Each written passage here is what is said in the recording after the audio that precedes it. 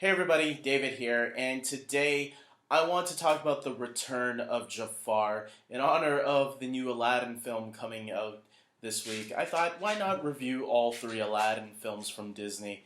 Obviously, the first one easily is the best one. Well, I haven't seen the new one yet, but I'm already hearing really good things about it, which makes me very confident about this new movie. But yeah, the original out of the first three animated Aladdin films, the original one was clearly the best one. And that's not to knock down the second and third film, because let me talk about The Return of Jafar today. As a direct-to-video sequel, I actually thought, at the time, I loved the film. When maybe I was the right age. I think I was 11 years old when the movie came out. I don't know. Maybe I wasn't the right age. I don't know. But I ended up enjoying The Return of Jafar as a direct-to-video sequel. Maybe that had to be because my taste in film was limited back then. Because now when I watch it now, I do see it as a three-part episode pilot to the TV series, which did come out right after that. And look, for that, I think if you're gonna look at it that way, I think it does a really good job at opening the doors to a TV show. And as a movie, it's a poor film because you can feel the three parts as you're watching it. It even fades to black, like as if a TV show is going to commercial breaks or something like that, you know. And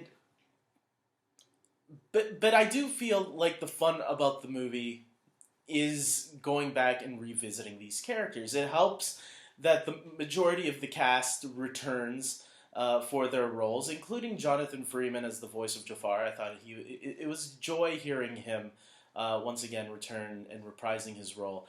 And they gave him a singing number this time, so that was really enjoyable to hear Jafar finally get to have his own full song number to sing with.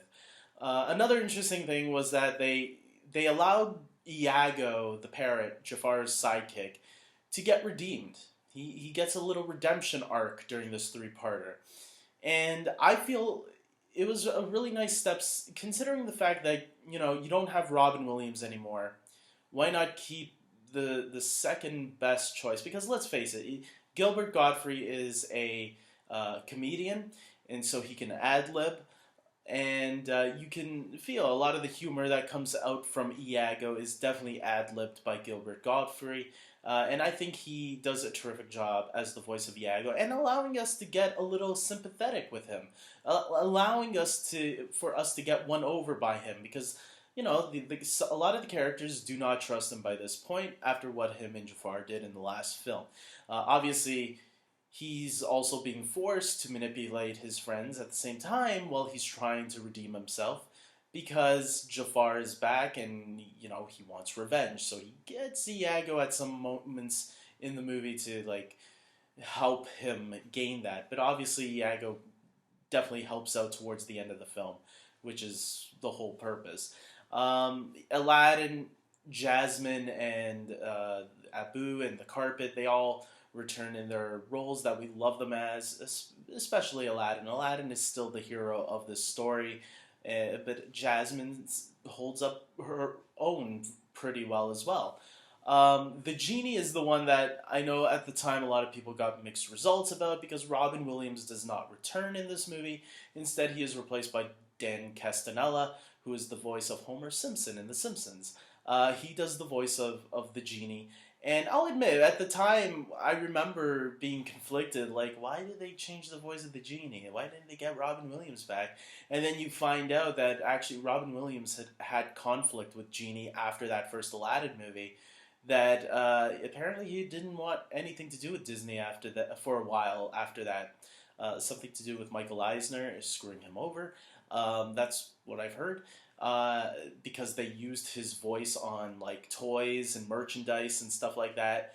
That Robin Williams didn't want that. He didn't want them to do that, and they went behind his back and did stuff like that. So, I thought it took a while getting used to Dan Castellaneta in the role of the Genie, because it didn't feel the same energy at first. But I think as the years have gone by and I've heard him Dan Castellaneta doing the voice of the genie, not just in the Aladdin TV series, but in video games and such as well, like Kingdom Hearts. I think I've grown accustomed to him being the second choice for the genie.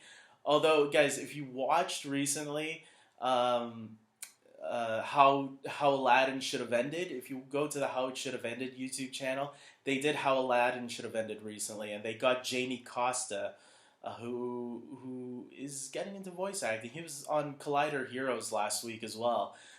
He is a fantastic person who can do really good voices, who's getting into voice acting, sounds like. And he is spot on as Robin Williams. He did the voice of the genie in the How Aladdin Should Have Ended, and I'm telling you, it is practically spot on. If you're listening very carefully, you can pick out subtle moments where, okay, he kind of, there are a couple of moments where he cracks a little bit, but for the most part, he is pretty consistent, making it almost sound like Robin Williams is back from the dead and doing the voice of the genie again. But for the most part, I think Dan Castellaneta is a good second choice too. I don't mind.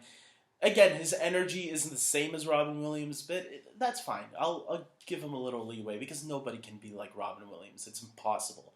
So everybody has to do it their own way, just like Will Smith is going to have to do it his own way in this live-action film. There are a couple of new songs in this direct-to-video animated film, and like I said, the Jafar gets one, the Genie gets one, Aladdin and Jasmine get one. But for the most part, they're not as good as the theatrical animated Aladdin film. That one obviously had some really talented songwriters on the film, Alan Menken and his partner, whose name is forgetting me right now, and that's a terrible thing because those guys are super talented. And I think the second one was the one who passed away too. So look him up. They were both partners on many films, including The Little Mermaid and Beauty and the Beast. But the songs in this one they don't equal to those ones, but I think they're fine for what they are for a direct-to-video animated film. I think they're more memorable than I guess other direct-to-videos that Disney would later do. And that's speaking of the direct-to-videos, right? You know, this was the first direct-to-video that Disney had done, a direct-to-video sequel to one of the more popular animated films, because then after that, that's when we started getting The Lion King 2 and Cinderella 2 and 3 and 101 Dalmatians 2. We literally went to an era where there was during the 90s and early 2000s where there was so many direct-to-videos. People were getting sick of it because the direct-to-videos never measured up. But I do feel The Return of Jafar is one of their better ones that they had done. Maybe it was because it was their first one and they didn't know how it was going to receive. But I'm going to guess it was received very well because that's why the following of other direct-to-videos came soon after and came like a stampede, especially after 98, after The Lion King 2, Simba's Pride. So, look, The Return of Jafar, is it a great sequel? No, but look, if I were to rate it out of 10, I would give it a 6 out of 10. Because it was an enjoyable 3-part episode. As a movie, I would give it a 6 out of 10, but as a 3-part episode for a TV series, I would probably bump it up to a 7. So with that being said, look, guys, if you haven't seen The Return of Jafar, go and check it out, because it could give us an idea of what to expect in a live-action Aladdin sequel, which I'm hoping this movie does good enough, so that way we get a live-action version of The Return of Jafar just done better. So we'll see. We'll hope and we'll see. With that being said, I hope you guys like this video. Please subscribe to my channel. Hold on a second. Before I end this video, I have to talk about Abysmal, who is one of the newer characters, or he is the new character created for this film. Voiced by Jason Alexander. And look, his character is pretty funny. Jason Alexander, George Costanza from Seinfeld. He had done a lot of voice work during the 90s. I don't hear him much anymore. He was also in The Hunchback of Notre Dame as one of the gargoyles in that movie. So clearly he had a good relationship with Disney during that time. And as he was playing Jafar's new assistant, if you will, it was kind of like Otis in, if you guys ever watched the original Superman movie with Christopher Reeve, Lex Luthor had his bumbling assistant Otis, played by Ned Beatty.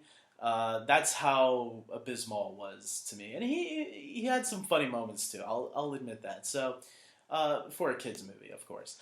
With that being said, it's a harmless film. Go check it out. Now you can like and subscribe. And until next time, everybody, take care.